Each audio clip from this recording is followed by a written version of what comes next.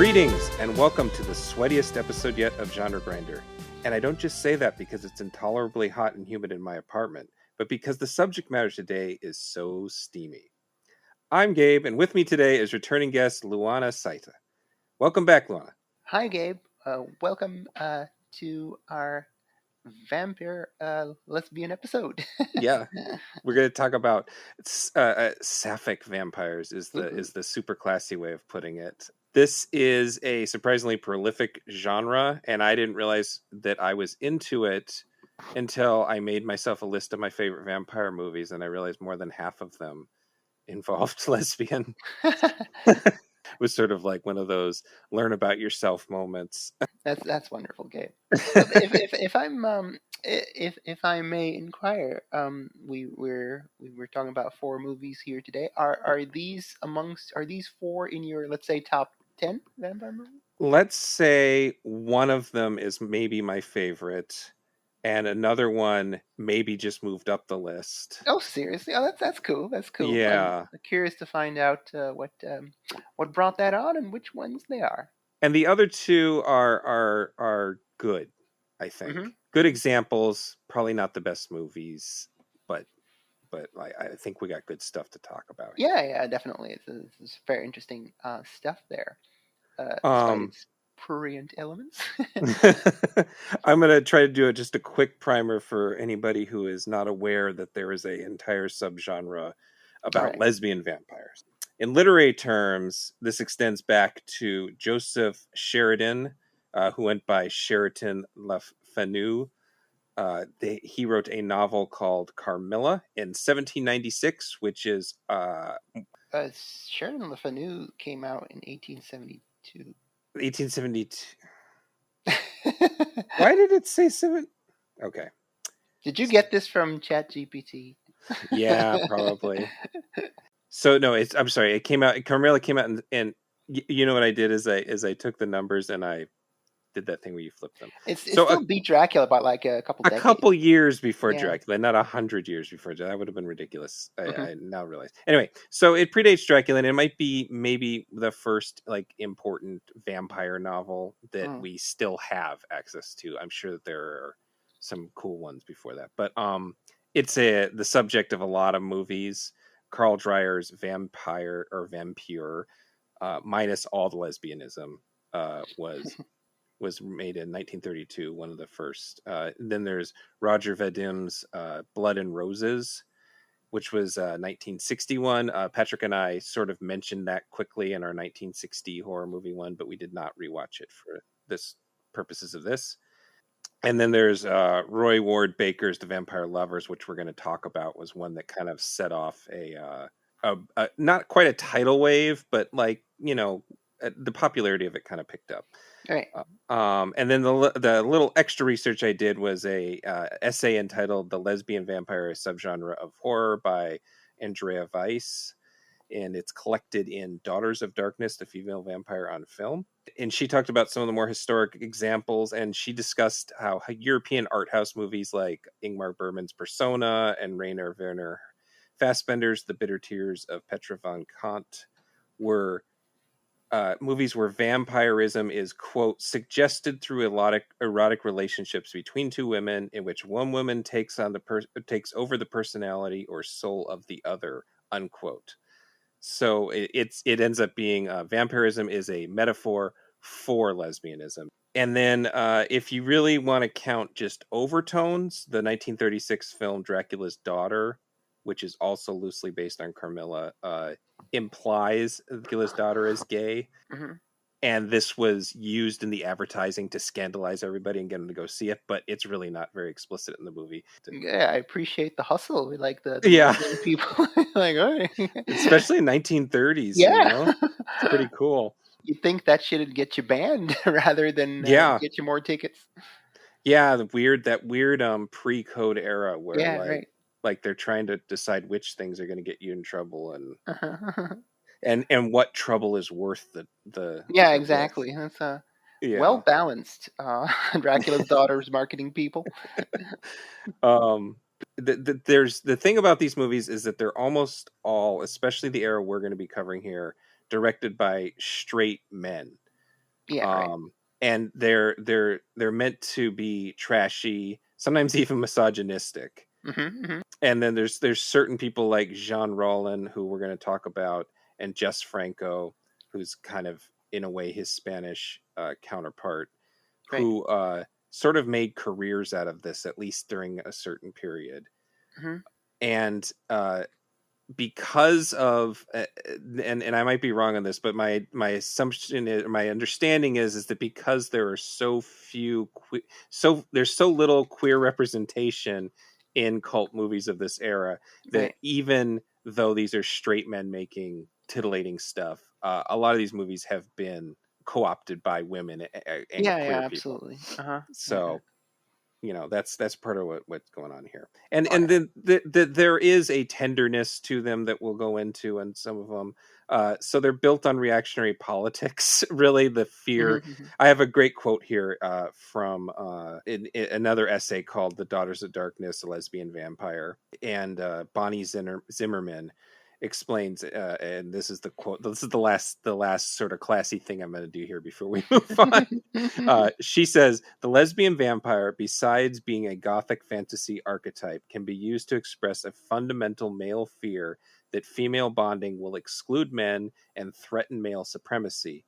Lesbianism, the love between women, must be vampirism. Elements of violence, compulsion, hypnosis, paralysis, and the supernatural must be present. One woman must be a vampire, draining the life of the other woman, yet holding her in a bond stronger than the grave.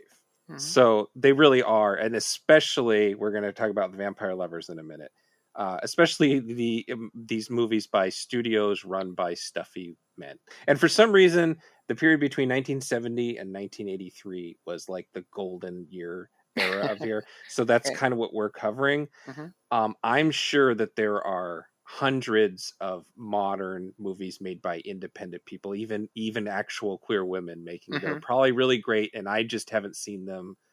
So I don't want to imply that what we're covering is even the first or the best. It's just sort of the crux of the genre is the way I wanted to put it. Yeah, it's remarkable that the movies that we selected are kind of on the like sort of ends of the spectrum of that era. Like they're like half are from early 70s and the other half is from the early 80s. Like Yeah, spanning that entire and they're technically all European, even though the last one is made in part by a American studio. They're all made by Europeans of one kind right, or right, right. Yeah, another. yeah, yeah. Again, there are plenty of American films, even semi-recent one. Like you could look at Van Helsing, and there is a sort of lesbianism to Dracula's weird brides in that movie. But we're trying to uh, look at the yeah, do they like menace Kate Beckinsale sexually or something? sort of, and then they're kind Right. of cuddling each other constantly. Oh So yeah, right, right, right. Yeah. yeah, Oh gosh, it's been decades since I saw that. yeah. Um, but so we're trying to cover movies where the lesbians are at the center of the Right, right, story. right. So beginning with The Vampire Lovers from 1970. This is a Hammer horror film Mm-hmm. from Roy Ward Baker, who's one of maybe second or third most prolific directors at Hammer, well behind Terrence Fisher. Freddie Uh, Francis. yeah, and Freddie Francis is probably number two. He's Right. he's he's close to Francis. Mm-hmm. He's not as good as either of them. With Mm-hmm. I should say he made the Quatermass and the Pit, which I think is a great movie, and he made Dr. Jekyll and Sister Hyde, which is really fascinating movie in retrospect, because it Yeah. really pushes the idea of it's not just the gag that Jekyll turning into a woman. It's that he maybe is the woman, is kind of what's implied. Ooh. It's a really interesting movie that I would love any of my trans friends to tell me is like tell me their point of view on it, because from my point of view it's like, wow, this is sort of progressive. What, this is weird. They kind of Mm-hmm. accidentally stumbled into being progressive. um Vampire Lovers did not stumble into being progressive. And this was made when Hammer was really struggling to remain relevant. And we're well into counterculture, and so they're doing anything they can. This is one of their "How are you, fellow kids" Yeah, right. kind of movies. Sometimes they made ones that really were did feel relevant and modern, Mhm. but I don't think this was one of them. I think this is a Dracula movie, sort of Mad Lib, that they've Yeah. stuck women into. Yeah, exactly. If you just kind of switched Ingrid Pitt out for Christopher Lee, wouldn't be that much different. It wouldn't be, No. one of the it could have been Taste the Blood or Has Risen Hmm. from the Grave, or one of the Lee sequels. And the gimmick simply is that it's a lesbian in this one. Yeah. It's I I never really. I don't think. No, I've actually not yet seen the Universal horror movies, but like the Hammer horror movies were my childhood monster mashes. We had uh, a late night movie show Right. every Friday, Did it and have a host with big breasts? no, Cleavage? we did not have an Elvira. We had it was just a guy. He was just Just some man. a local director who not sure if he no he never really broke out to the states or whatever. But yeah, he it's thanks to his show that I saw stuff like Cannibal Holocaust, Hammer movies, um, many 80s slasher sequels, the Romero Deads, stuff like that. Wow. So yeah, my mid to late teens, I saw all them Frankenstein's and Draculas and mummies with Cushing and Lee, and then Plague of the Zombies and whatnot. So a lot of Hammer and Amicus there. Hmm. Uh, and so yeah, the Vampire Lovers very much feels like content from the Hammer mill. Yeah. The gimmick just happens to be a slightly more risque one, because like I remember I was 15, 16, 17, so I was very happy to see the heaving bosoms and such, but it was always they were always still covered. So it was even kind of, because this is the first time I ever saw Vampire Lovers. So Hmm. to see a one of those movies from that definitely had the vibes of my teenage years, but to actually have the boobies in there, Hmm. that Hmm. felt like such a weird disconnect. So I almost feel like I was one of the kids in 1970 going to like, ooh, yet another, a stately period vampire movie. But hey, what's that? Some gazongas. uh, and I even though there's not much to that there's not much artistic added value to the Vampire Lovers, but that gimmick, I had a good time because Yeah. it maybe because I had not seen a Hammer or Amicus movie in years and years, but it kind of Baker just delivered familiar content with that extra little um, exploitative layer on top, and maybe a little anonymous, but generally a good time. I thought. What did you? I'm sure this wasn't your first time with it. What did you think? No, I actually came to the Hammer movies kind of different from you, because I discovered horror on VHS when I was a Hmm. teenager, and so I just wanted to watch the grossest, most violent stuff. So I was impatient with Hammer films because Right. they were kind of stuffy. So it Hmm. took me until I was much older. Now I actually collect them. Hmm. And I wouldn't put this in too high. It was I would actually say it's better than they used Ingrid Pitt in another movie, The Countess Dracula, which is kind of really boring.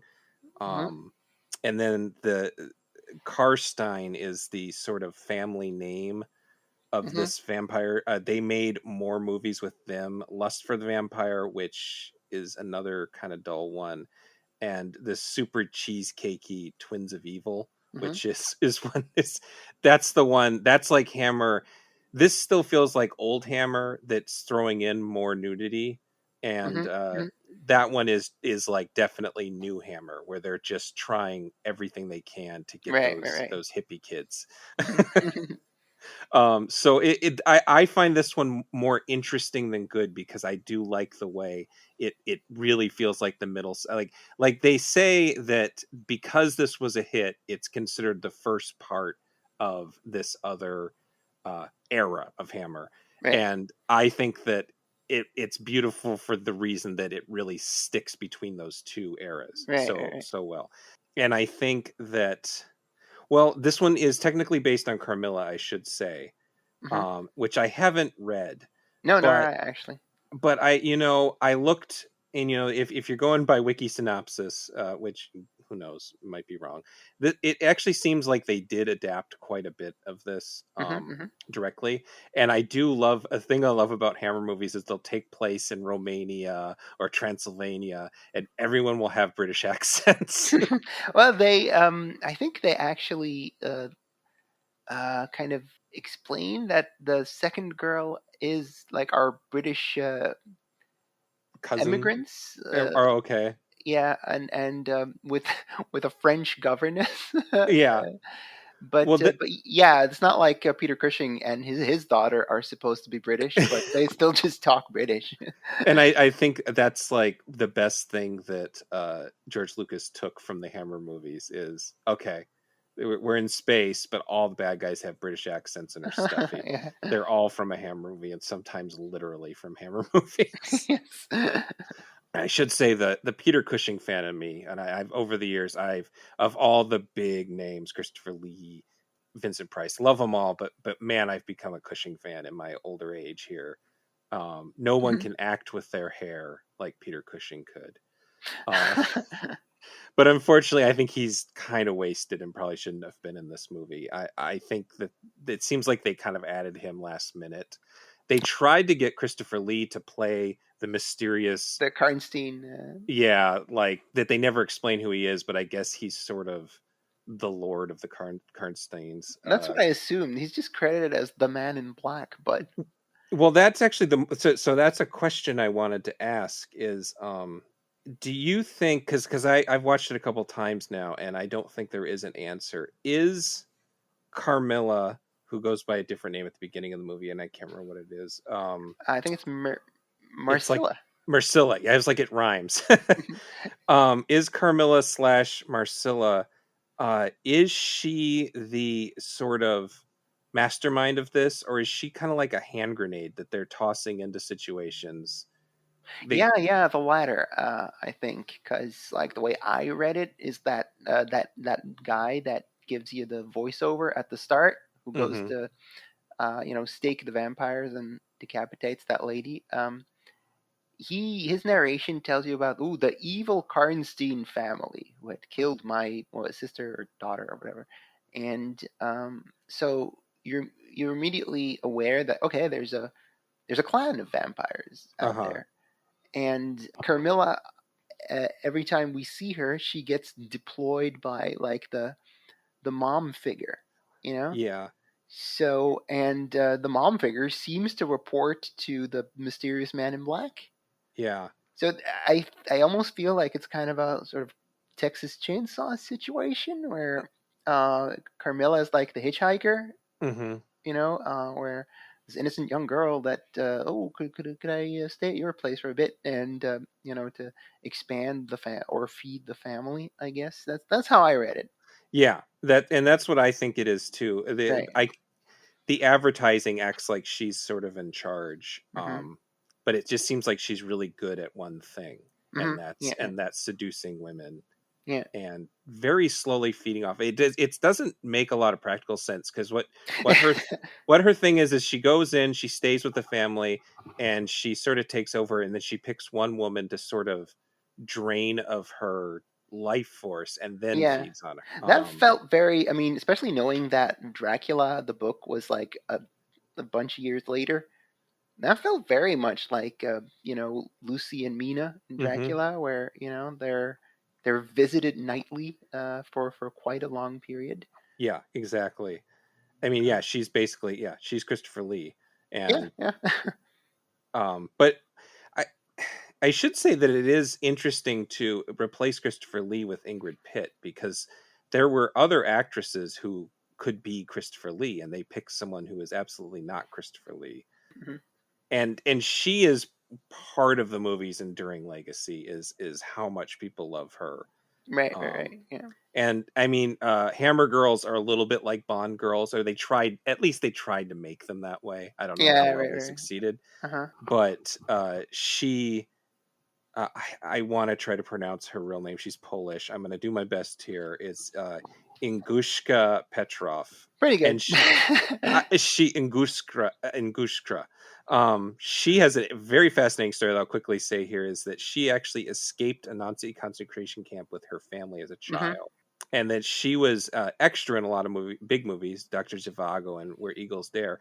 But when she was in this movie, she became sort of a star, uh, and she ended up in Countess Dracula. I said The House That Dripped Blood, with which is a pretty good Amicus anthology, where she Hmm. actually is a secret vampire, and and she has a bit part in the Wicker Man, or big part in the Wicker Man. That's a, that's an important movie, and she's Hmm. Hmm. almost got to be a Bond girl. Her voice is Oh, really?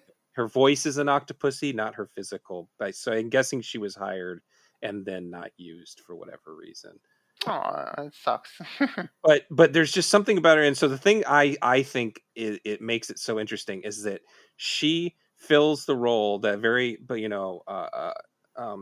not very progressive Hammer thing, where they're a Christian studio. So and she is a foreigner, and she's got a relatively thick accent, Right, right. but I think her deep voice is also really important, because I think that the idea is that she's hot and very foreign, which Right. is scary, but then Hmm. then she's seducing women, which is threatening to men, but then Hmm. she's also has this deep voice. Hmm. And I reckon, it sent proper British boys into like a brief gay panic, Right, right, right. because they look and they're like, she talks a little like a dude, but I still think she's super hot. I think that Baker must have pushed her, because her voice is always deep in movies, but like she really pushes the sort of Right, power in her right. voice in this one, and I think Yeah, that, right, right. and she's just hammy enough. I think that What We Do in the Shadows has sort of fucked up my perspective on lady vampires, so she was a little funny to me this time. Right, right, right. Um, I don't think that's what's her name's going for. I guess she does kind of do a, I can't remember if she's supposed to be Polish in that show. I don't think she is. Um, but I feel like she's doing a bit of an Ingrid Pitt impression. Right. But it's still, it's a really good central performance. Uh, Hmm. and I also double checked. I looked into it, and of course, in countless interviews, she claims she didn't notice anything lesbian about the role. What? it I mean, she literally sucks titty. She literally, and I mean, there are scenes where I do kind of buy that Carmilla loves these women after she chooses them. I think there's genuine love there. Yeah, There yeah. there's of course men have to, I mean, these are movies made for men by men, really. Hmm. Hmm. And so like it opens with that narration you talked about, is from a very concerned gentleman. Yeah. And men have to figure out something's wrong, and there's like one guy who like, well, it actually is something that comes up in the last movie we're going to cover, which is The Hunger, where the man immediately assumes something lesbian's happening here Hmm. without any real evidence, and has to Different fix the times. problem. But I mean, I think that there's real affection in the scenes between her and especially the latter victim, because the first part of the movie is sort of a accelerated version of what happens later, to let us know what their sort of plan Yeah, is. yeah. And I definitely think that the woman who is not her victim, who is just sort of like Hausfrau, she is deeply in love with Oh Carmilla. yeah, yeah. That's the whole deal. Like she is. In fact, I was starting to doubt whether or not like I was like, wait, is she another part of the Karnstein family? Because like she's eyeballing Carmilla like right from the start. Yeah. She's like, for a governess or whatever, she seems to be cast as a pretty hot woman. Yeah. Um, she's kind of dominatrixy in her in It, her demeanor. So I was like, is this just like, because there's also like Carmilla's mom who helps keep up the charade. So I was like, maybe it's like the Omen, where yeah. there's a whole conspiracy going on. But no, she was just a French governess whom Yeah. Carmilla worked upon her desires. So yeah, no, that's I don't know, especially considering that storyline. It's very funny that Pitt did not pick up on any Yeah. I mean, lesbian. she must have. I think that this was just a talking point for her to go to during an era when, Yeah, you in couldn't. general, people are still homophobic. Hmm. So she wanted to make it very clear that she wasn't gay, I think Hmm. is what it Yeah, came yeah, down to. But like there's an unattributed interview quote on IMDb where she claims that she thought the character was asexual, which is even more bullshit because the yeah. character is clearly sexual. That's And a even funny fucking. she's even sexual around men, not to the point where like Hmm. she immediately kills men, but she still will seduce men. The And fucking Sean Bean lookalike butler. yes, yes.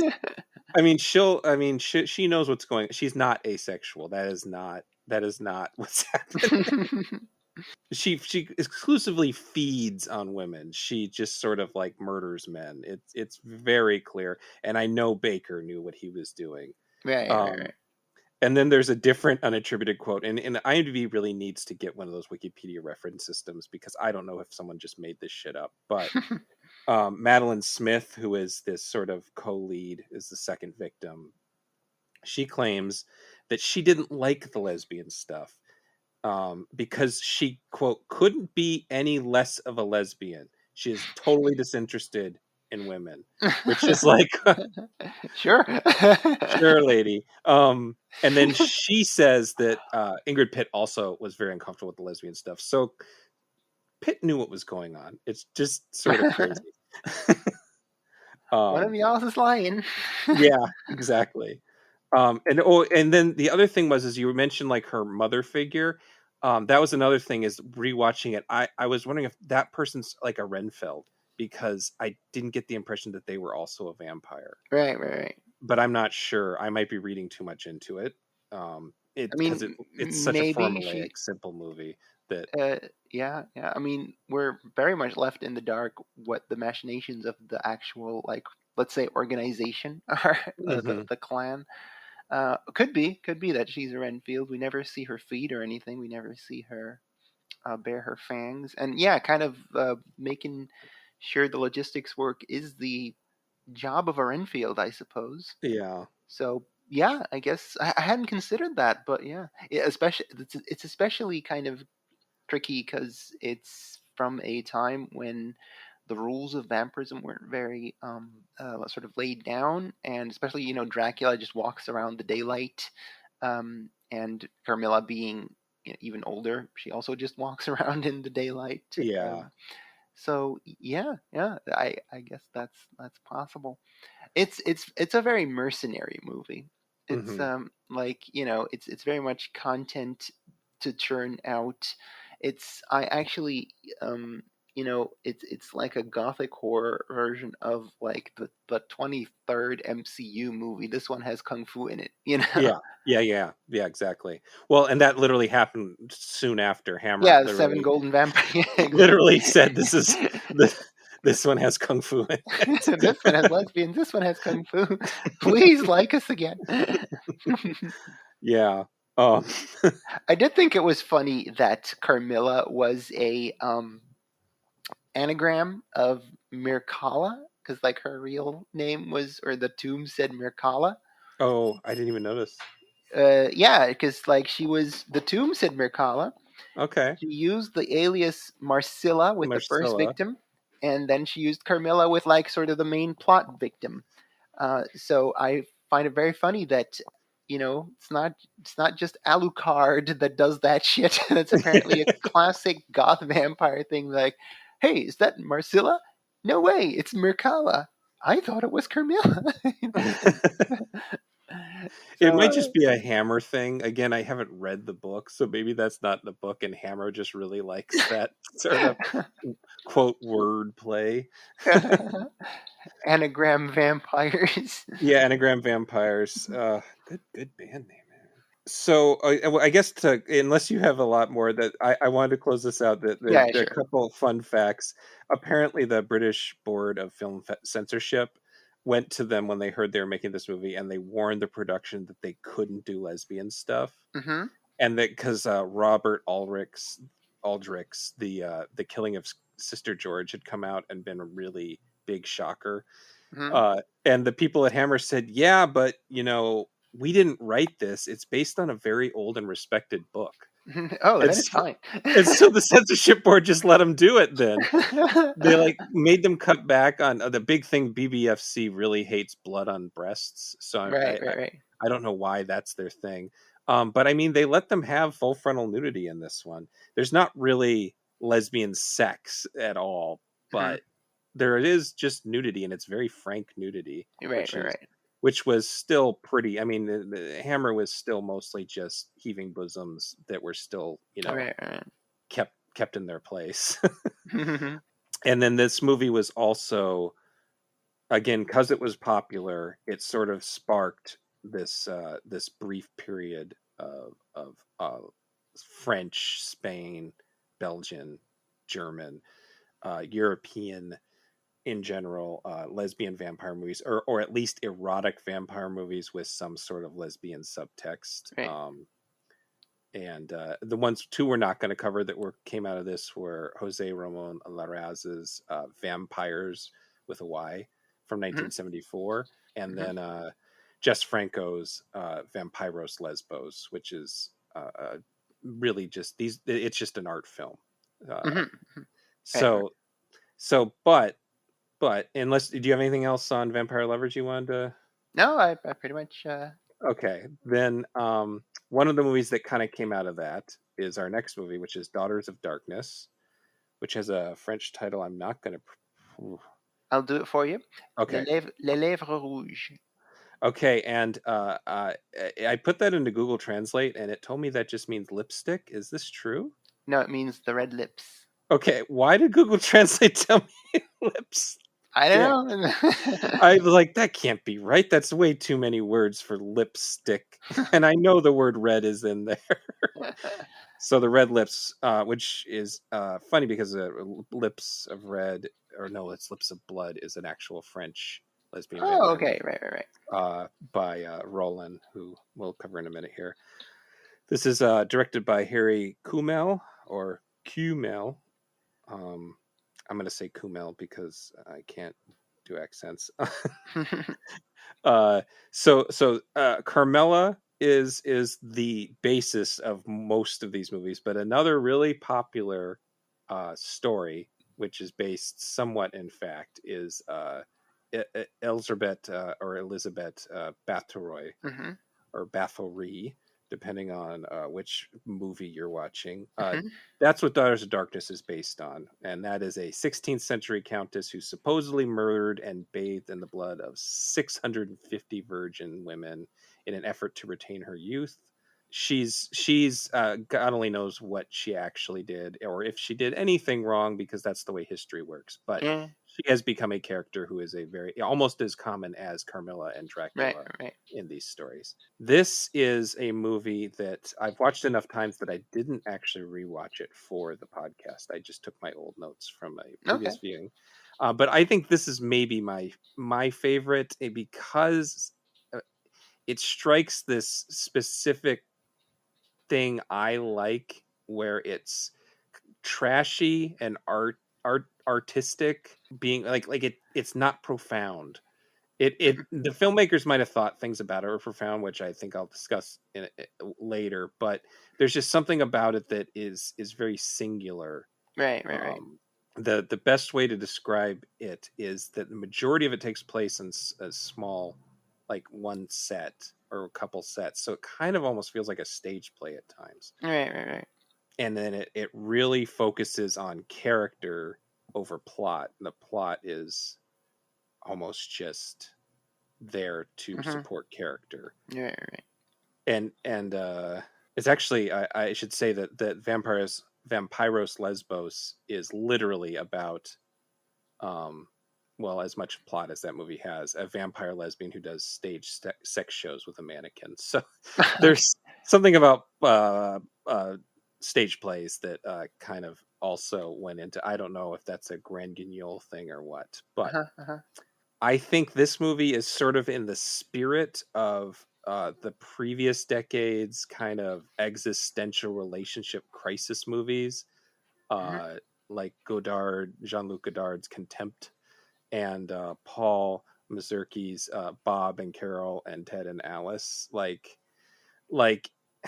I'm really pushing it here, and this sounds particularly pretentious, but to me, it's like this sort of neo-gothic vampire who's afraid of Virginia Woolf kind of thing. Right, right, right. Which I don't know, that might not be a good description for some people, but that's what I like about it. Mm-hmm, mm-hmm. That, and then it just has good performances. I didn't go into the plot of the last one.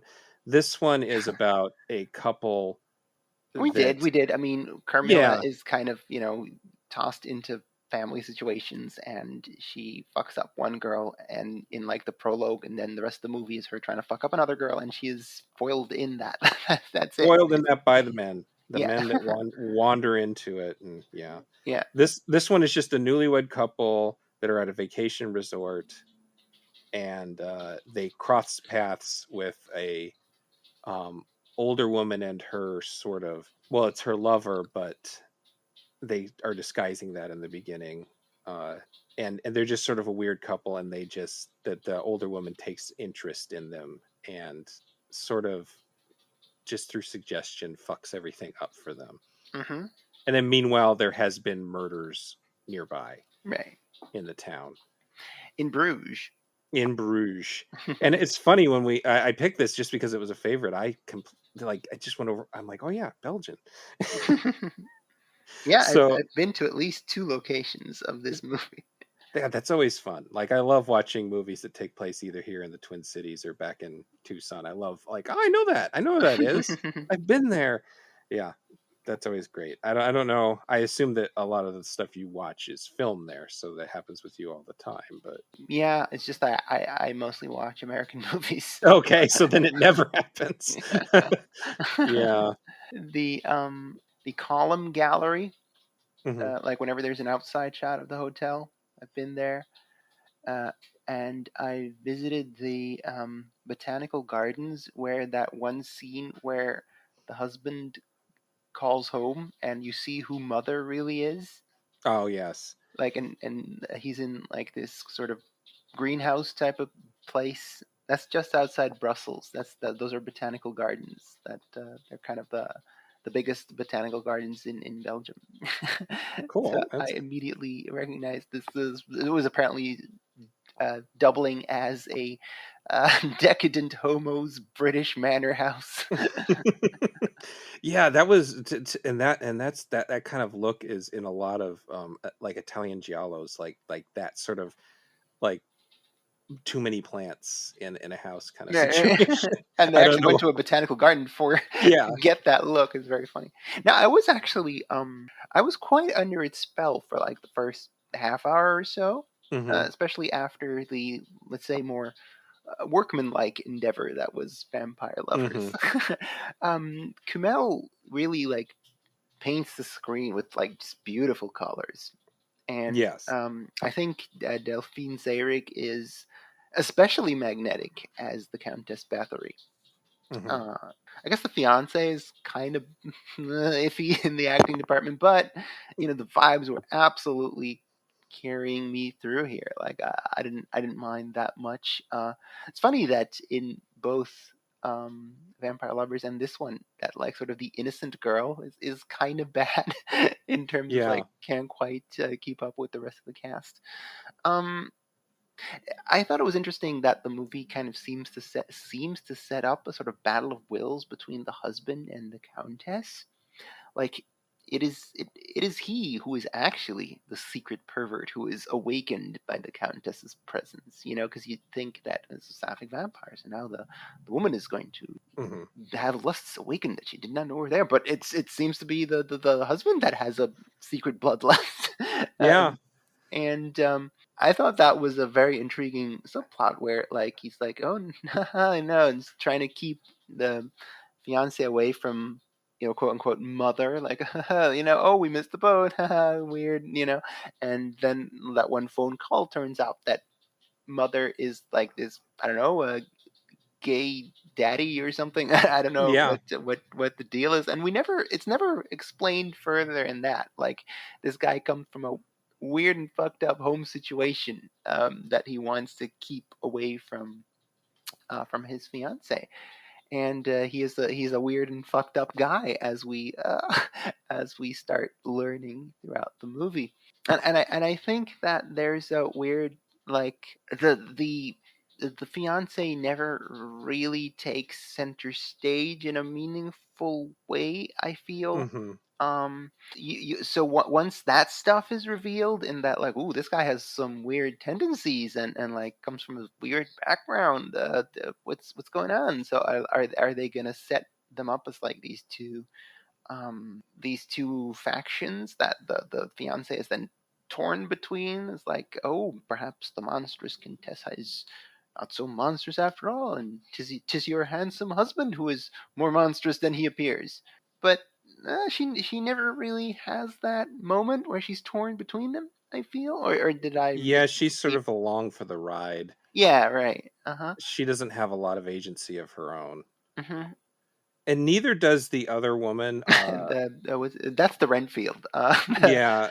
Uh, um what's her name? Ilona. Ilona, yeah. Ilona doesn't have a lot of agency either, but I sort of watch it under the impression that Ilona is being heavily exploited. That Yeah, that's essentially the and that Renfield, right? I mean, Yeah, and she is also a vampire. She wants to feed, but she oh, is she's a vamp. Okay, right. yeah, there's that one scene where she tries to Yeah, go because she attack comes in through them. the balcony. Yeah, right. Yeah, Yeah. which is the poster and video box, that weird way she gets startled, and I'm doing it with my hands, nobody can see me, and she holds her hand over her head. I think that there's some really heavy messaging in this movie that Kumail's maybe not prepared to deliver on, or he is enjoying muddling it. Oh, So right. like Uh he, huh. he has a theme, and then he muddles the theme. So uh I think that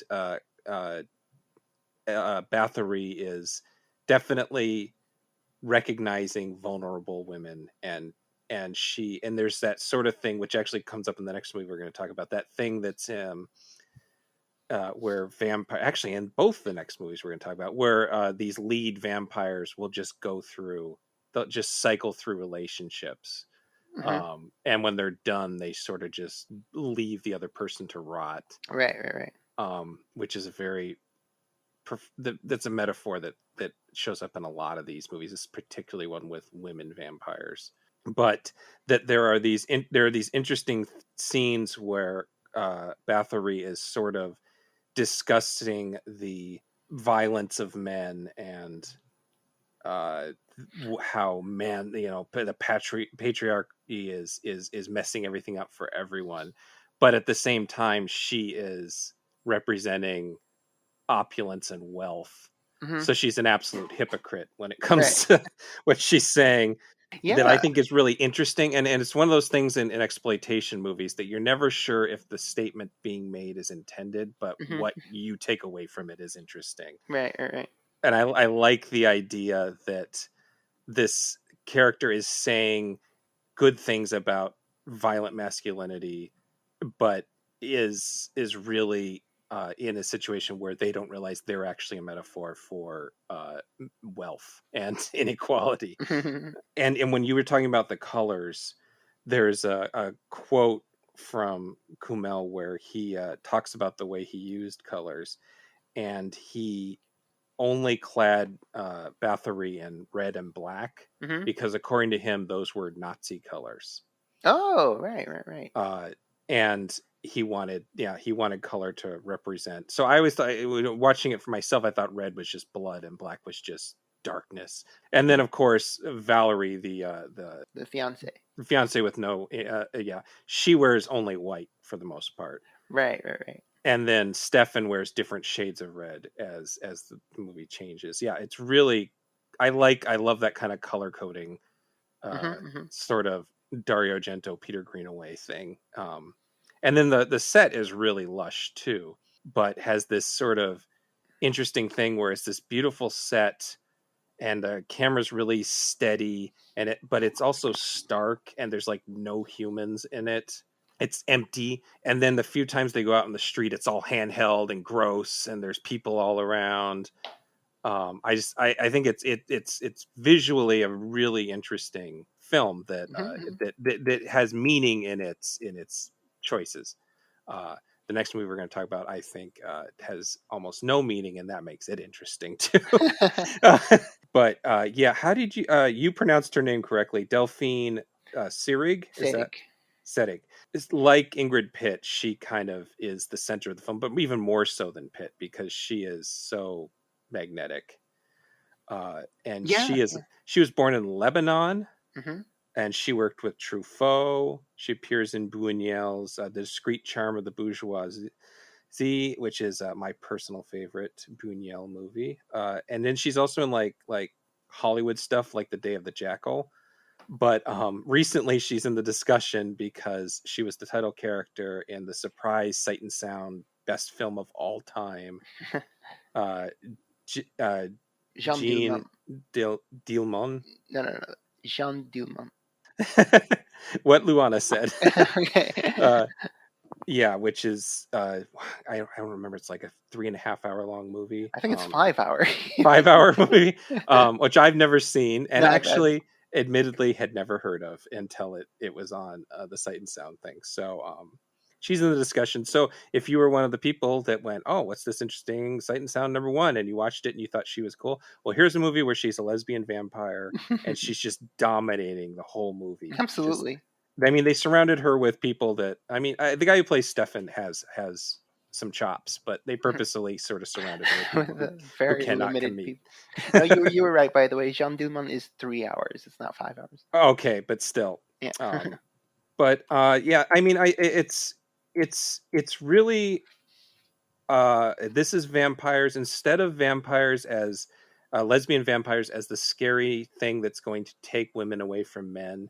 This is really more about vampires as the sort of parasitic social elite. Right. Yeah.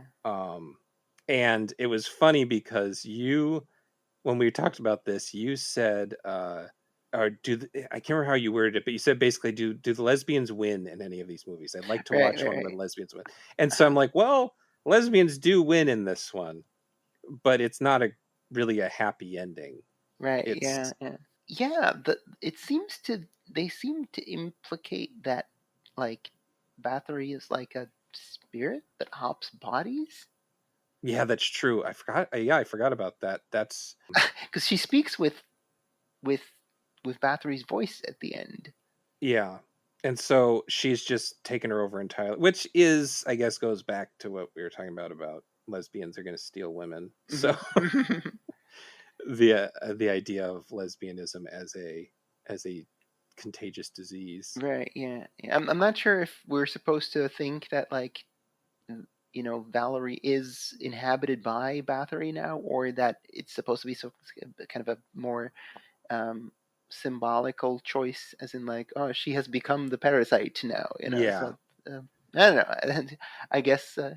Well done, artfully done. That's that's open to interpretation, and that's what art should be about. The other note I have here is that they do imply the sort of rules of vampirism as we know them.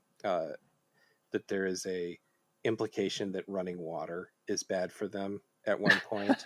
Which hilarious fucking scene where the guy went, "Oh, come on, let's have a shower." Yeah.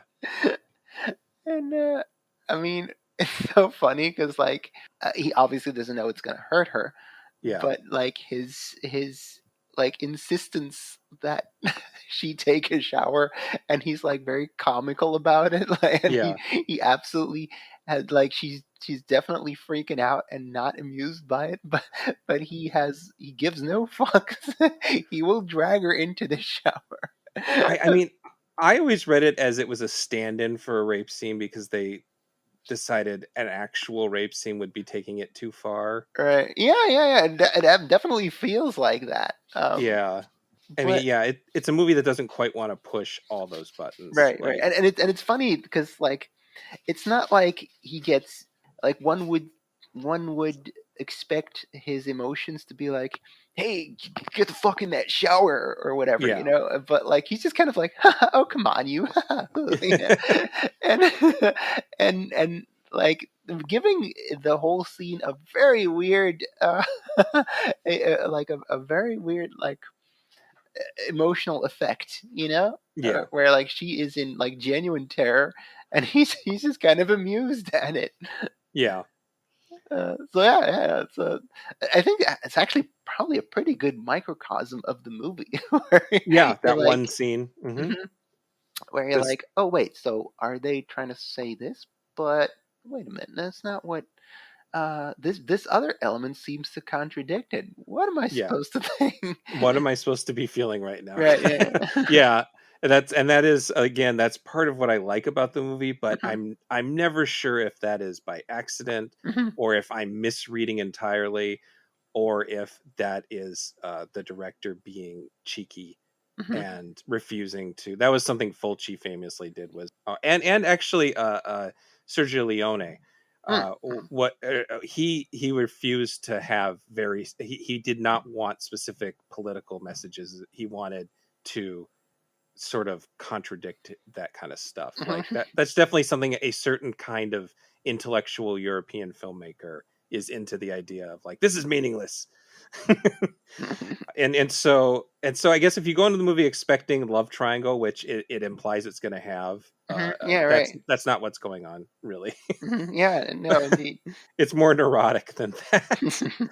I just said something about how the Stefan actor was pretty good. He's John Carlin, so he's an Uh-huh. actual American. Okay, He is not a not British. foreigner trying to speak English and struggling with it at times. But he has solid TV stage career. But the thing that associates him with vampires isn't this movie. It's that he played multiple characters on Dark Shadows, the Cool. As one soap does. opera, the vampire soap. Yeah, Right. he appeared. It says in 182 episodes. Nice, He's steady work. yeah, he's the guy. And then Andrea Rao, who plays Ilona, Hmm. she she's mostly a German actress, but I just saw her, and she was also a cover on the covers of a million girly mags. If you look her up, it's mostly kind of, again, cheesecakey Right, photograph. right. But she was in this movie I saw recently that was really interesting by Jose Maria Furque, called "It's Nothing, Mother, Just a Game," which is this movie where David Hemmings is this spoiled, psychotic adult son of a land baron who tortures his family's workers for fun, and basically sets up games where he elaborately, like, emotionally tortures women Right, until they become his slave. And so she plays in this no rape revenge movie. She's this sort of rape revenge character. It's a right, pretty right. interesting movie too. But yeah, that's all. I mean, that's all I got. I like this movie a lot, but it is definitely one of those movies that I could see other people watching and saying, no, this is not my thing at all. Hmm. Anything? Do you have anything else on this one? No, I think here I very much appreciated like the sort of idiosyncrasy of it, as opposed to the just workman like churning out Yeah, of content that the Vampire Lovers was. Um, it's a I, nice contrast. yeah, absolutely. It's a movie that I appreciate more so than enjoy. Hmm. As like you say, it's not really interested in giving you the chills and thrills of Mm-mm. there's not really any gore in it. There's not. I mean, there is nudity, but like it's so sort of it's kind of like art installation nudity, Yeah. Oh, yeah. Yeah, that's exactly right. like it's not meant to be like, ooh, look at these boobies, like in Yeah. Vampire Lovers. So yeah, it I think with like the sort of the car crash at the end really made me kind of made it click in that this is not supposed to be like the joys of this movie are not in the visceral. Let's say it's Hmm. supposed to be in the cerebral. And while I was definitely sort of there, it was I remained at kind of an intellectual distance. I Hmm. wasn't really having uh, fun, I suppose, but I was like, oh, that's nice. Nice that in a subgenre that um, it's perfect to watch right after Vampire Lovers, in a subgenre that is Yeah, very much about just hitting notes and getting the content out. Someone tried to do something artsy and weird with it, so I appreciated it. good. Yeah, and it's also, I should say, it's on 4K UHD from Blue Underground, and it looks really nice. I was gonna say it. That feels like a candidate that the upscaling probably works very well on. Yeah, yeah, it's nice. So, Okay, third movie.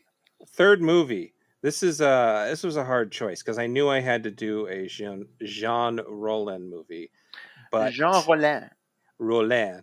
Thank you. I'm just gonna call him Roland because Rolling, that's rolling, we'll just rolling. pretend. Oh. Yeah, we'll just pretend it's my American accent, my southwestern American accent that I can't say it. We'll just pretend I can't say it because I feel like I sound like a moron when I'm trying to pronounce things correctly. That's why you got me, I guess. Yeah, I mean, yeah, I don't know. I just think it sounds funny coming out of my mouth. But Now I know y'all be loving this shit right here. um, Gene Roland Sure. is sort of like, I have not seen that many of his movies. He's made a lot of movies. He is Mr. Zero budget, let's get it done. No script, make it on the fly. And 90% of them have lady vampires, and they're usually into other girls. Yeah, I was going through his filmography on IMDb, and I was like, man, this dude has lady vampires like Tarantino has feet, apparently. Yeah, basically. I can hear a quick one. He did The Rape of the Vampire, which is 1968, which technically predates Vampire Lovers. Yeah, yeah, And the author, Kim Newman, who is an expert on vampire, he wrote sequels to Dracula, and he is a great film critic, probably my favorite film critic. oh, He thinks that it inspired Vampire Lovers because he thinks there's a dreaminess in that movie, but I don't think Roy Ward Baker at all approaches the weird dreaminess of Roland's movies. mhm, But so the other ones would be The Nude Vampire, The Shiver of the Vampire, Requiem for a Vampire, The Demoniacs, Lips of Blood, Two Orphan Vampires, and I think The Fiancé of Dracula, but that's just a guess because I don't know much about that movie. mhm, Um, and then this one, which we're covering, which is The Living Dead Girl, which I realized after I picked it because I remember it being one of my favorites. mhm. And I realized after I One of your picked it that favorite she's, Rolands, or yeah, easily. My very favorite of his movies is Grapes of Death, huh? um, which I actually will discuss. It has a connection here. Okay. But that's basically just a zombie movie that was slightly ahead of its time in that it was trying to rip off Night of the Living Dead instead of Dawn of the Dead, because most of the European zombie movies were trying to rip off Dawn of the Dead Hmm. because that was a huge hit Right. out there. But that's just a really entertaining movie that's in his style. Like, that's him Okay. as a for hire guy churning it out. Hmm. But so it has more characters and plot and set pieces and stuff, whereas a lot of his movies are people wandering around in fog. Yeah. Right. But so this one has a little bit more of a story, and apparently, according to I read a little bit of David Hines's book, The Fascination, the Celluloid Dreams of Jean Rollin. He he says this is one of the few that had a script while they were shooting it. So they had at least a description of what scenes were going to be, even if they didn't have dialogue. I don't know. Right. Right. But there's this sort of I watched so many of these in the VHS days that they were in such shitty condition that Hmm. I honestly don't know if I got the whole gist. But a lot of them are sort of melancholy and surrealistic, Hmm. and they have a lot of fetishes and sadomasochism in them. And in a way, this one takes the sadomasochism to a sort of like extreme, like Hmm. basically the extreme. And people could argue this is a zombie movie, not a vampire movie, but I think that she is. bloodthirsty. It's sort of the basic idea is that there is this woman who has been risen from the grave by toxic waste being dumped in her family crypt. Um, She's so in she is charge. sort of an atomic zombie, I suppose. But she rises from the grave, she kills some people, and then she really is in it for blood, not meat. And she is like an honorary what is the word? The hopping vampires, Zhang Shi, the hopping vampires from uh, Yeah, Hong Kong. from They the use their fingers Mhm. uh, to poke people to get blood. So she uses two fingers like their fangs and sticks them into people's necks, and it's a pretty cool effect actually. Mhm. And so I don't know. I'm deciding she's an honorary vampire, even if she isn't a actual vampire. I Like, feel like the her thirst for blood and her kind of she has a Renfield once again yes, that kind of brings her victims. I think that's enough tropes that would make her comfortably slot into the yeah. vampire category. I think And she's sorry. I was going to say the Renfield part is what makes the movie interesting to me. Yeah. Exactly, because that's what I was going to say as well. In the previous ones, the vampiress is very much the person in charge, the person looking to seduce slash corrupt slash hunt. And here she's it almost kind of feels like um, it felt like a hybrid between Frank from Hellraiser and Brundlefly, because Hmm. like she needs victims to be brought to her, but Hmm. unlike Frank, she doesn't seem to be evil. She doesn't seem to be No. predatory about it. And what I found Brundlefly-ish was that she very much feels like the allegory seems to be like a loved one who is wasting away or has some sort of disease or a mental affliction that you can't help but care for. Uh, so yeah, those two elements really struck me. So she feels like a feral child, not entirely mentally there Hmm. person. In a very strong contrast to Ingrid Pitt and Delphine Seyrig.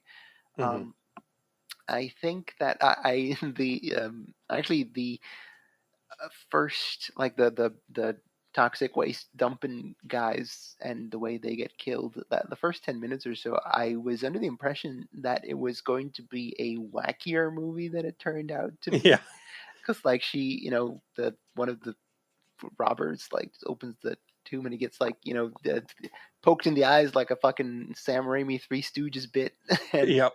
the other guy gets his face melted off by chemical waste, and I was like, ooh, those are two like very kind of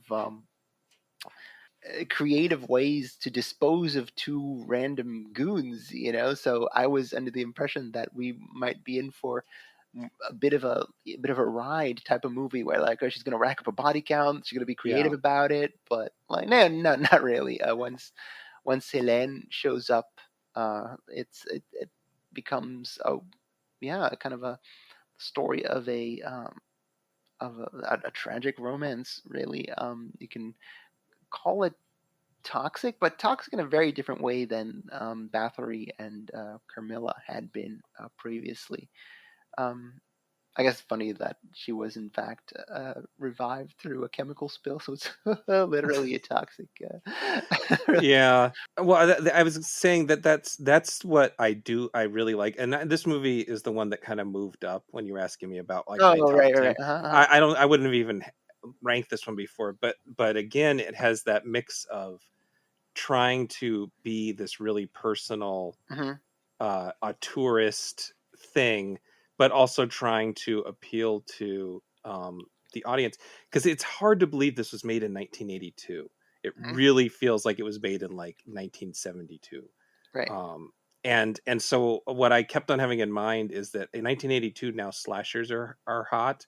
So there are a couple moments stuck in this really melancholy, and I don't know, the sad parts of the movie really made me sad this time. Like I was much more emotionally affected than I should have been by a movie of this caliber. Yeah, But you know, when like there are like easy buttons that filmmakers can push, like, you know, yeah, oh, here's a dog that's in peril or something, yeah, or here's a little kid that's crying. I really felt like the Catherine actress was very effective at like sort of conveying her helplessness, and yeah, the yeah, the childish. I thought the it was very effective. The childhood flashbacks that we got. It was, I mean, workmanlike, because they were very much like stating their feelings at each other, you know. yeah, But I can't deny that, you know, the tenderness of it did kind of get to me too, to the point where I thought that the final shot was like pretty affecting, like a yeah, very sort of almost Shakespearean sort of like, we're all dead now. This is the tragic ending. yeah. So yeah, I feel you there. And so among in all these, like, because the plot is these aren't, I mean, they're lesbians, but they're really like, they're beyond that. They're like childhood friends. They're like, Hmm.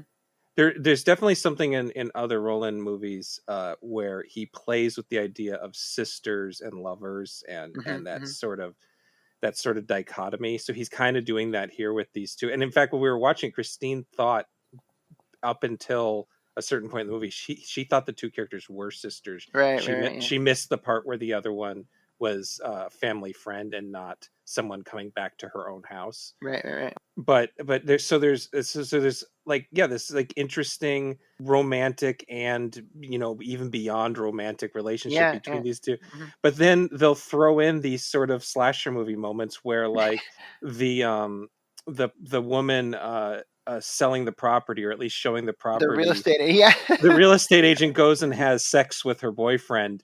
They're like, oh, we should go have sex in this creepy fucking castle that my boss is trying to sell.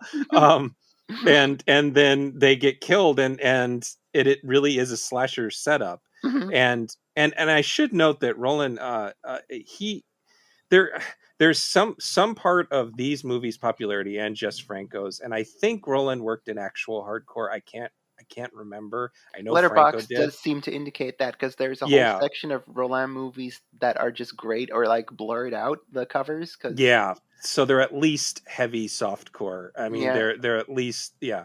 So part of the rise of these movies also plays into that porno chic cultural movement right, yeah, like from, the like, Emmanuel sequels and shit. yes, and like, where where upper class sophisticates decided it was cool to watch porn in public venues, basically. Right, right. And the big one, the big two were Deep Throat, which is absolutely not an art film, and The Devil and Miss Jones, which is a little bit more of an art film than Right, right. but so there's this whole movement of arty porn, and I think that I feel like Roland was someone who had these very specific ideas in his head that he wanted to get out, and happened to coincide with the porno chic movement, so he was able to do it. Hmm.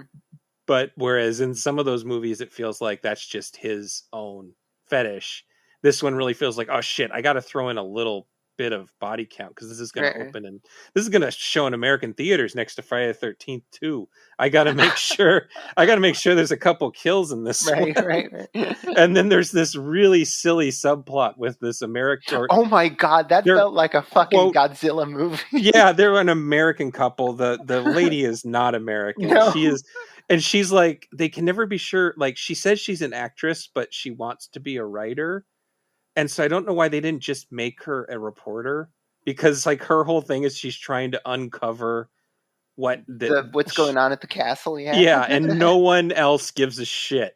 No one else in the movie cares at all about her stories. Her husband is just absolutely like, whatever, to everything she says. The fucking great value David Harbour is like, oh Yeah, yeah. and and all of those scenes really sound like what it sounds like when you watch two little kids playing and they're making up dialogue on the spot. That's what all her dialogue sounds like. And it's clear that English is not her first language, so Right, she's yeah. struggling on top of that. And then this American actor who's in the movie is not helping her at all from his point of view.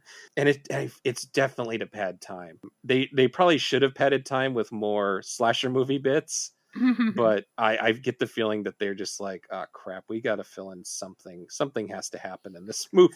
God, I laughed so fucking hard when, like, because yeah, obviously we keep indeed going back to the American couple, Mm-hmm. and yeah, there's that investigation plot line where the not American wife is like, what's going on at the castle? And when it comes to a head, when we're in the climax and the couple heads to the castle when shit is going down, and and they both just get fucking murdered. Yeah, Like, they don't get the information out at all. yeah, like the wife gets like a lighter held to her face, which immediately, like, or a torch held to her face, which immediately envelops her in flame, which Roland then cuts to an obvious like male stuntman Yeah, jumping off the castle walls into a moat, which just fucking made me laugh so hard. And then like seconds later, the husband gets a battle axe to the face. yeah, Oh god, yeah, that was between and we're like 2 minutes away from the like tragic denouement of the film, yeah, and to have been in like complete stitches before that tragic ending is like one of those things where I'm like, I feel like on paper this is a pretty effective tragic romance, and I even feel that sort of the early 80s, late 70s porno chic would have worked for it. Uh, mm-hmm. it's just that there's a lot of like MST3K style ineptness going on there that it just keeps it like that's the thing here where what keeps me from tipping over into like, yeah, I love this movie. Like this is the third instance of me being like, I appreciate what's going on Yeah, here. And I think just thematically this is the strongest one for me, at yeah, least, because you do get emotionally involved. As cool as Daughters of Darkness looks, and as cool as Delphine Seyreg's performance is, it's very much a literally cool movie. yeah. They keep you at arm's length Yeah, of all exactly. those It people. No, looks awesome. There's leading lady is cool. There's some symbolism going on. But yeah, it's at arm's length, and this is very much a movie with its heart on its sleeve. I didn't think about this before, but yeah, Daughters of Darkness is a movie that purposefully has even the innocent characters be sort of hard to like, Right. whereas this movie has everybody except for the American couple be really easy to like. Yeah. Right. And Exactly. I mean, it's even a part, the whole, like, the point of the movie is that Catherine's the name of this of the What are you looking for? I can help you. I'm trying to remember the name of this Renfield character. Helene. Catherine is what? Helene. Helene. She is a part of the thematic point is that she's the villain Right. in the Yeah. end. Uh-huh. She's the one who is getting, and she's getting more and more violent as the movie goes on. Right. And a movie that took its time more. Again, I feel like these were made over a weekend with no script. A movie that took its time would give us more of her falling into that. Yeah. Right. Whereas this one really sort of cuts from her crying over tossing a woman to Catherine to her tying a woman and torturing her and telling Catherine, eat her, eat this Come fucking on, woman. I'm not going to let you die. You got to eat this lady. I And then slave Catherine all day over a hot torture rack. exactly. And so like a really good movie would do the exact same thing, but we would have like a good 20 minutes in there where she got to that Exactly. point. But yeah, then that scene even ends with Catherine letting the woman go. Yeah. Like and sort of just like, okay, I gotta die, and then I'm gonna spoil the ending. Catherine basically says, I gotta die, and she tries to drown herself. It doesn't work. Helen pulls her out of the water, and she says the best line, which is I'll die without you, and I would die without you, and she says I am the death of you, basically. And then she just devours her, and she cries the whole time she's doing it, and then just walks away because she has nothing, she can't die. And apparently the actress who plays her, Francois Blanchard, she passed out filming that climax because she was screaming. Oh. And she was like overwhelming herself by screaming, and then apparently the fake blood that was all over her had a really awful odor to it. Oh. Poor And thing. she just fainted. And they called a paramedic, and the paramedic somehow missed the fact that he was on a film set and immediately called the police. That's a incredible story. Oh fuck! No, it's fake. It's fake. She's just unconscious. And then there's a bat that appears at the end, and that apparently was just a bat that was, according to Roland, attracted by the lights. And then someone noticed, and they're like, "Fuck! Oh my god, it's a vampire bat! Guys, get the camera on that!" Is basically what happened. which is sort of like a great, like, because it's this really kind of poetic image that they just caught on set because it was there, which is just like that's the whole film right there. It's just like it captures something.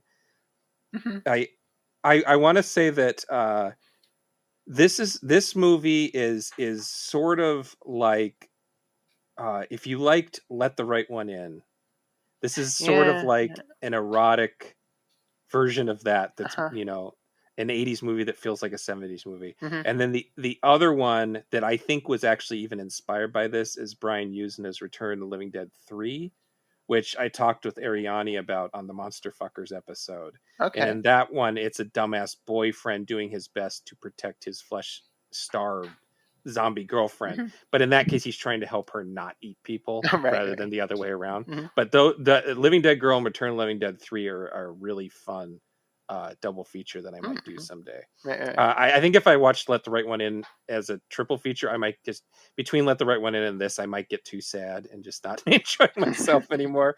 As far as the love goes, the one line I really love is that within minutes of seeing her dead friend as an undead murderer, she says, "You should know that I'll always love you no matter how different you are." Just immediately, like, so you killed some people, but I'll always love you, and so I'll always be here for you. Yeah, that felt really, that felt real. It felt real, right? Yeah. And then the moment of like pure filmmaking that I like the most is that Barbara, the nosy actress, she comes and upon Catherine, and Catherine has this music box, and Catherine kind of becomes more aware as the movie goes on. I should say, like, she's sort of just a monster, but as it goes on, she can talk and express herself, and she's just listening to this music box. And as she realizes that Barbara isn't her friend, the music box is slowing down, and it's just it was like it's like it was like her mental state sort of churning and becoming darker. I really like that bit. Really like that. Definitely. That was a cool bit. And there is an environmental theme, sort of, in the fact that toxic waste turns her into a vampire. But that was just something that European George Romero-esque zombie movies like kind of liked. Grapes of Death, that which I mentioned before, is about a vineyard where pesticides turn the wine toxic and becomes a zombie agent, and everybody starts becoming zombies and eating each other. And then there's Jorge Grau's Let Sleeping Corpses Lie, has my favorite one, which is they're actually trying to do a pesticide alternative, ultrasonic radiation, which is supposed to make parasites and bugs eat each other, but they don't. That for some reason that also raises the dead and makes them eat people. And then Bruno Mattei's Hell of the Living Dead, which is mostly terrible and one of the stupidest zombie movies ever made. But it has this pseudo clever reasoning for the zombies, and that there's a chemical agent that's been purposely synthesized in order to, and then being introduced to developing countries in order to make them eat themselves to death. Like there's this like like that's the plan, and the chemical's code name is Operation Sweet Death. Oh, cool. Which is like this just perfect, like, stupid person's version of a smart thing. I love it. And then I just had a couple notes that the star, Marina Pero, um, she's kind of a Euro cult queen. She has a bit part in Suspiria. Couldn't even tell you who she is. But she has major parts in Walerian Barozic's The Strange Case of Dr. Jekyll and Mrs. Osborne, and Miss Osborne, which is a soft core, really dreamy version of Dr. Jekyll and Hyde. She has in Immoral Women and Behind Covenant Walls, and then the woman who plays Catherine, Francois Blanchard, she was mostly only in Roland's films. That was one of his favorite actors. But then in more recent years, she's become a dub actress for cartoons in the French version. So she was the French version of Bucky O'Hare, the original Ninja Turtles. She does a character on the French version of Totally Spies. Oh, seriously? Yeah. And then she was Shelley Duvall's dub voice for the Popeye movie. Oh, that's fantastic. Yeah, so and it's great too because she barely uses her voice in this movie, but apparently like it's her best instrument, her best thing. I just thought that was really fun little. Well, you know, she does kind of use her voice. She not screams. For speaking. Yeah, exactly. Yeah, I mean it's pretty good. She's up there with Marilyn Burns, man. Yeah. So I don't know. Do you have anything else on this one? No, you know what? I think I've you've helped me, or like talking with you has kind of helped me solidify my appreciation of this movie a bit more. So I think I'm gonna. I think I'm gonna upgrade this to my favorite of the batch. To be honest, I mean, Daughters of Darkness is always, but this one really went up in my estimation. Like I'm actually thinking about buying this one. Like I own Grapes of Death, and that's the only one of his movies I have because I feel like if you start collecting his movies, it gets out of hand. And you can't do that, but I might look for this one. So last one, I guess. Last one, we're gonna fast forward what feels like 10 years, but is actually only 1 year. 1 year, yeah. That's so weird. It's so weird that so The Hunger studio movie, not a big budget movie, but studio release, American studio release, was released a year after this movie. It's insane to think. Right? It's the directorial debut of Tony Scott, Ridley Scott's brother. Rest in peace. Who I think my controversial take here is that I'm not really a big Tony Scott fan. But he's like, for me, he's like Lynch, where he's very easy to respect. Right. Especially as a visualist. Like I mean, his brother, I love Ridley Scott a lot. But I mean, it's interesting how they're both very, very talented visualists. And in the end, ended up being very, very different visualists. I think that's cool. I think here he's definitely doing Blade Runner. He's definitely kind of ripping off his brother a little bit. Right, but it's definitely artier than that. Like it's insane to realize that whatever I like or don't like about this movie, it's insane to think that this was released in theaters as a movie in 1983, and like it wasn't a hit and critics didn't like it, but the fact that the studio released something like this that is sort of a feature length music video, in the classic sense, like old school MTV. It really feels like that. And so I used to really dislike this movie because I found it really boring. So I hadn't seen it in probably 20 years, maybe more. I think I saw it on VHS the last time I saw it. And I should say, watching it in HD and widescreen makes a big difference. That probably helped me. But I still think it's kind of boring. And it's funny, I watched it with Christine and she was really excited and she fell asleep like 10 minutes into it. Well, she's a busy woman. She's a busy woman. You can't always blame the movie for that. I've fallen asleep through movies that I find very good. So yeah, but it is kind of a movie that sort of induces sleep in a way that's kind of on purpose, I think, because I think we're supposed to be sort of experiencing the world through ancient vampire eyes. I will say though that considering your take on like, ooh, Tony's doing a Blade Runner, I experienced the same with Blade Runner. Oh yeah, I find Blade Runner very dreamy and very yeah, transportative, but it is a very easy movie to fall asleep to. yes. I mean, the music alone. Yeah. In fact, and I found out recently there's all kinds of YouTubes that are just the music from Blade Runner and the ambience from Blade Runner, and their purpose is for falling asleep. It's like 10 hours of Blade Runner ambience to fall asleep to. Right, right. Oh, that rocks. Yeah.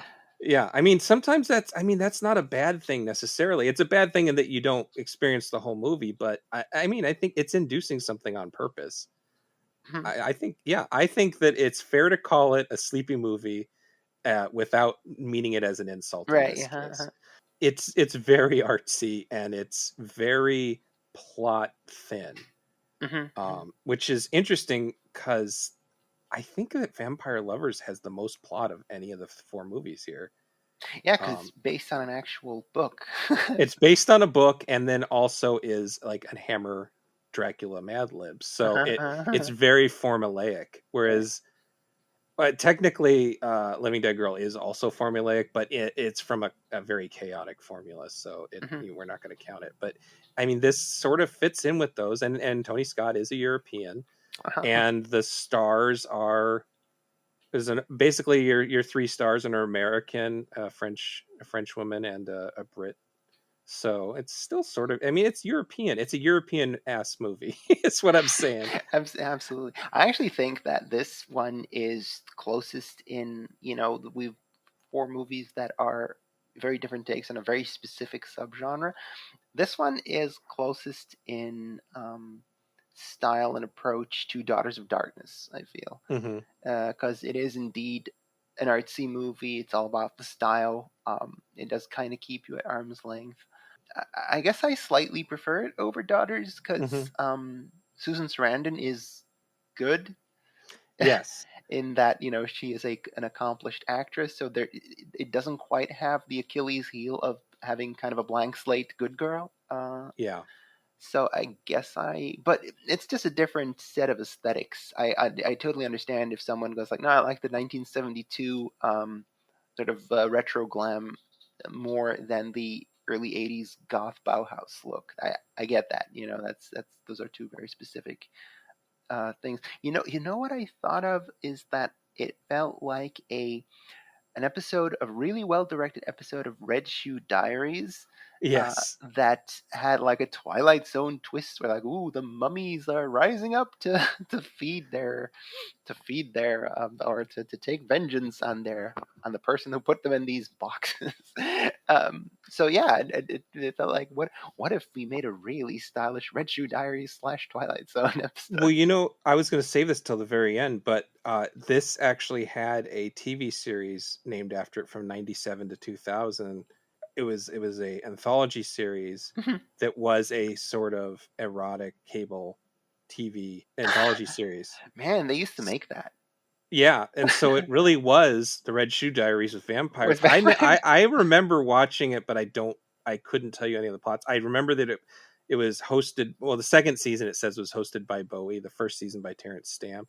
Those are some But fucking prestigious ass names to yeah, get. yeah. So your description is apt to the point that someone else figured that out and got the license to turn into a Red Shoe Diary.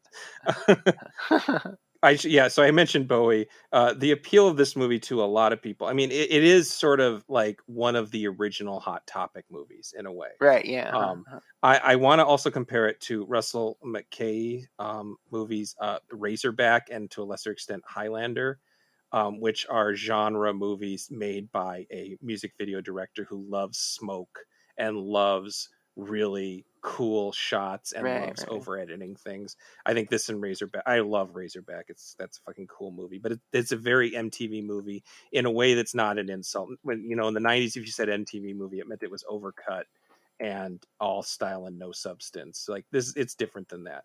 But a lot of the appeal, other than like you said, the Bauhaus, and actually Bauhaus is in this Yeah. movie. I think that Credited is as them, right? disco group. Yeah.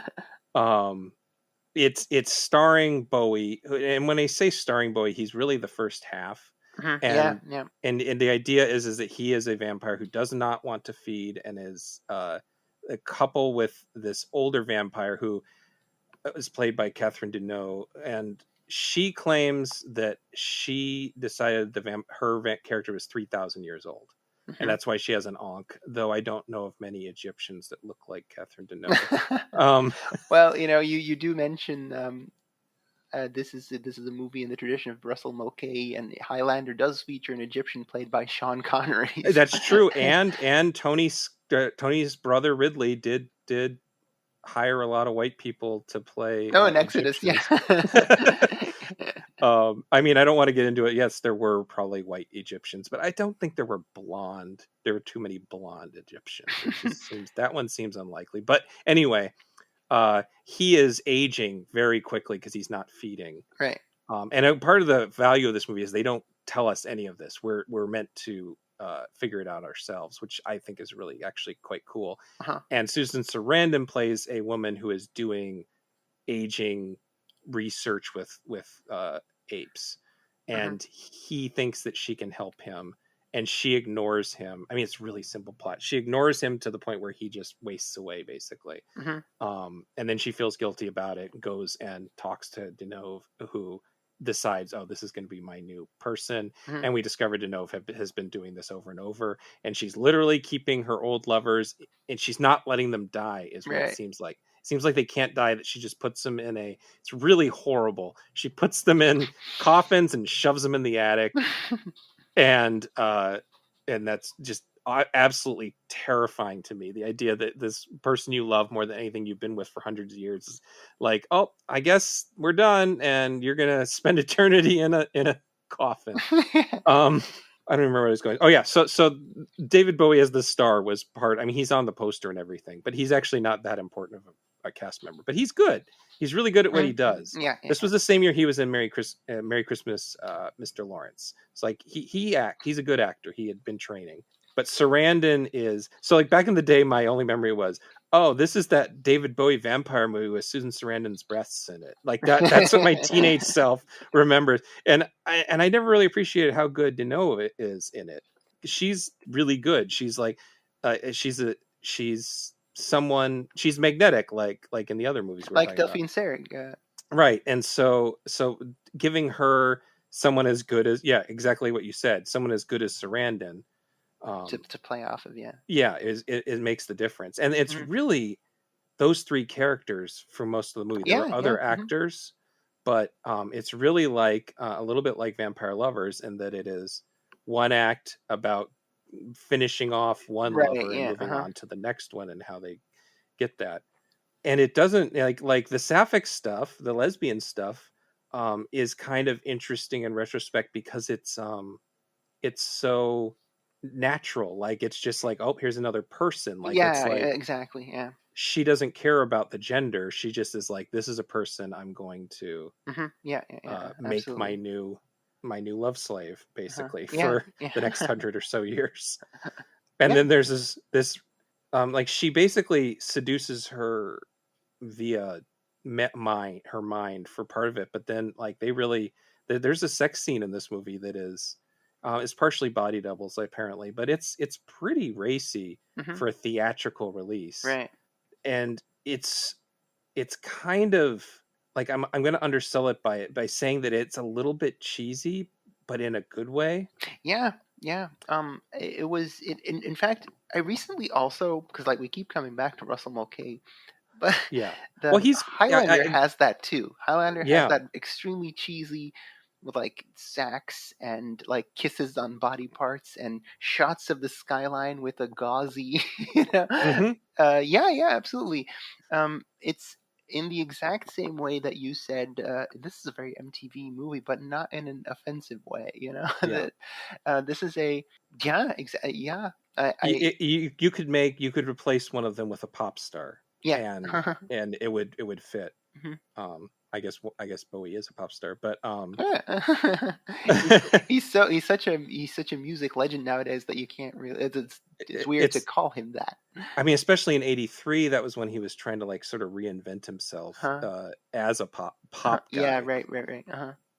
But So there's this really good scene that is just generally very sexy, but also a little just a touch disturbing. Like, what Denova's doing, Right, that right, this is right. Uh-huh. bad. And I hadn't really. There was a documentary about. There's been more than one documentary actually about queer horror movies that I've watched over the years, and a lot of people point to this sex scene as like one of the most important queer sex scenes in all horror history. Like this was really meaningful to some people. Right, right, right.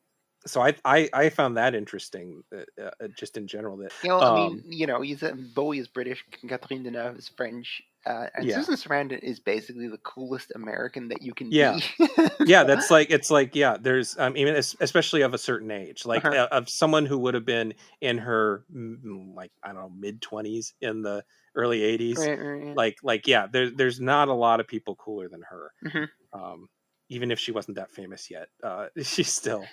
Yeah, gosh, I mean, she was in this and Rocky Horror for Yeah, years and back. Christine's a big Rocky Horror fan, and she was trying to figure out the timeline.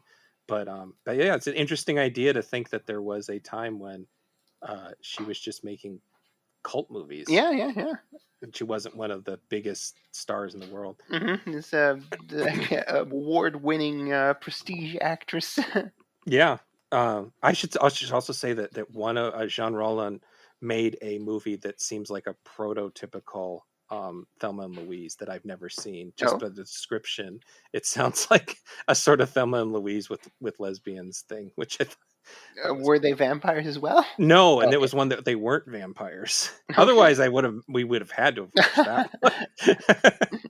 The other thing I was trying to figure out is how ahead of its time The Hunger was, because obviously there had been other stories like this, but as far as movies go, it definitely feels like something that inspired stuff like The Crow, and Right, yeah. apparently the goth zine propaganda was started because the person saw this movie and it's Oh, like really? I need to start a goth scene. I I absolutely need to do this. But I can't think of any other goth or punk culture or even cool vampires. I can't think of any cool vampires. And it made me look up, when did Interview with the Vampire come out? I was thinking Interview with the Vampire came out in the mid 80s. It was a 1976 book. Oh, I think shit, seriously? it must have, because I remember my mom reading it and the other ones in the early 90s, maybe late 80s. That is wild. It must have just picked up in the late 80s. Hmm. I don't know. The second one came out in the early 80s, so maybe that's what happened. Hmm. But I guess Anne Rice was genuinely ahead of the curve as far as sad goth pop star vampires go. And this movie is so much like Jim Jarmusch's Only Lovers Left Alive that I Hmm. kind of assumed that Jarmusch was just making his version of this movie, like his sort of sarcastic version of this sort of Right, right, super right, yeah. stylistic and sad kind of movie. I think ultimately, like a lot of these movies, Hunger is about vibes. Yeah, yeah, absolutely. That's why it was a real revelation to see, because like you, I wasn't the biggest fan of The Hunger when I first saw it, which admittedly was only a few years ago, like 2019, 20 maybe or something. And it was only after seeing it like in the context of other Sapphic vampire movies, and especially after Daughters of Darkness, that made me appreciate it a bit more. While it may not have any like big social statements like Daughters of Darkness kind of motions towards, and is admittedly a bit ambiguous about, um, I think its very existence as a semi-mainstream release makes it very important and makes it valuable. Because like you said, it was important to a lot of people that queer scene on screen in a big mainstream horror Hmm. movie and a not specifically adult movie. Right. I think that's a big deal, and so yeah. While I can't deny that it is a bit of a style over substance movie, it it did kind of worm its way into my heart a bit more this time. It's one of those movies that it's still I didn't love, but Mhm.